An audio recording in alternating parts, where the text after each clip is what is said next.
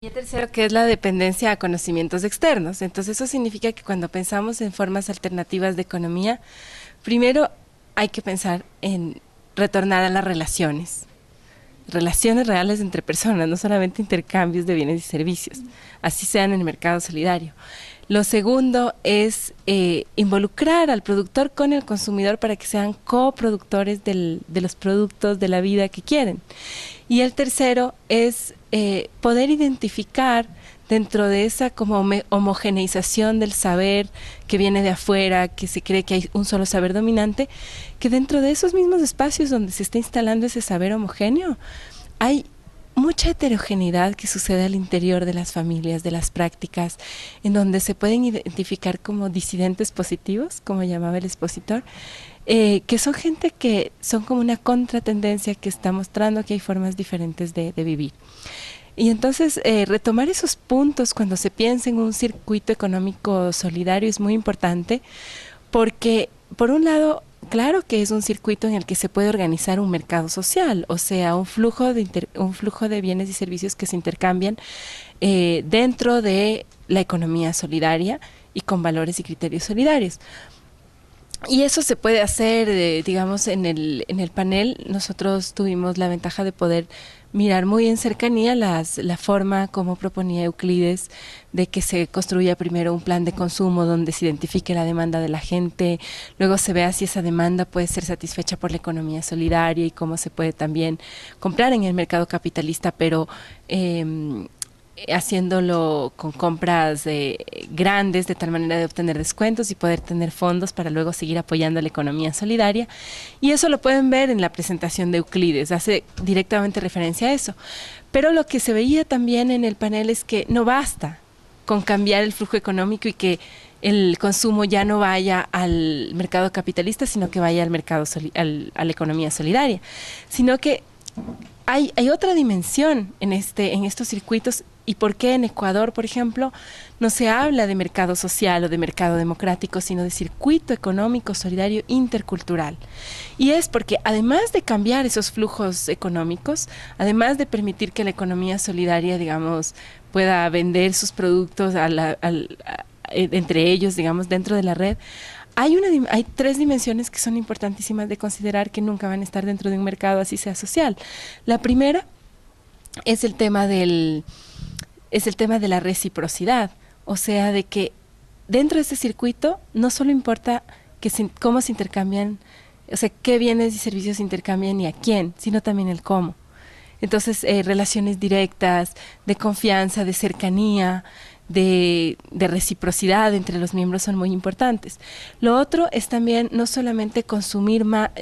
solo en el mercado solidario, sino también preguntarse qué consumimos y cómo consumimos y si necesitamos consumir incluso. Porque un mercado social podría ser también un mercado en donde los actores de la economía solidaria quieren que cada vez les consuman más, igual que en un mercado capitalista. Pero si no solamente es un intercambio de bienes y servicios, sino también la construcción colectiva de un pensamiento político, de saber que esa forma de consumo no nos va a llevar sino a la destrucción del planeta y de nuestra propia vida, y que incluso nos lleva a formas de vida infelices, entonces sí podemos decir que estamos no solamente transformando el flujo económico, sino el devenir de la sociedad. Y el tercer punto que es fundamental es que no son solamente circuitos en donde quien tiene puede venir e intercambiar, sino también son circuitos donde puede haber contención, donde puede haber inclusión, que si hay un grupo que por alguna razón, por ejemplo, por toda la idea que ha metido el sistema capitalista de que tú no tienes nada que darle al sistema, y que hay grupos que pueden sentirse en un nivel de pobreza que sientan ellos que no tienen nada que aportar, no significa entonces que ya no pueden estar incluidos. O, por ejemplo, un campesino que lo perdió todo en una sequía, entonces que ya no va a recibir nada porque no tiene producto que ofertar. No, porque en el circuito pueden, además de sistemas de intercambio, pueden haber sistemas de contención, de redistribución, de apoyo desinteresado completamente. Entonces son como los elementos más importantes que surgieron en el panel.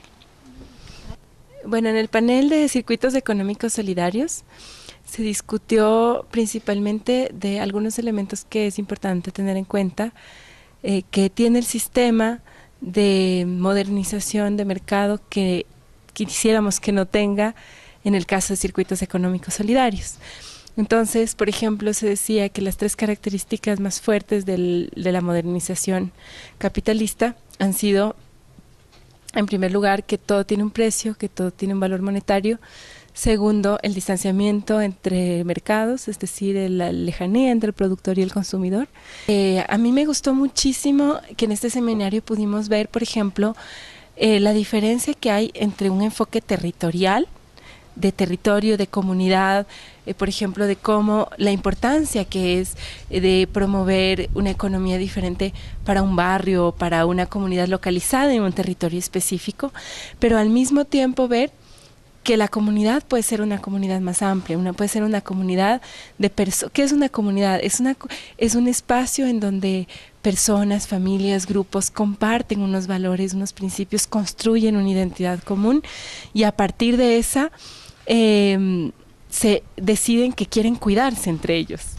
Y esa comunidad puede ser una comunidad solidaria de gente y actores que están haciendo cositas en su territorio, pero que se conectan con otros que están en otros países haciendo, pensando, soñando lo mismo. Entonces, a mí me gustó mucho porque yo siento que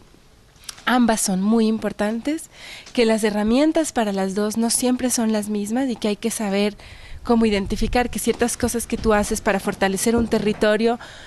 pueden no necesariamente contribuir a una comunidad de valores, pero al mismo tiempo que cuando construyes una comunidad de valores no puedes dejar de pensar en una dimensión también de territorial y de cercanía, y eso me pareció muy importante.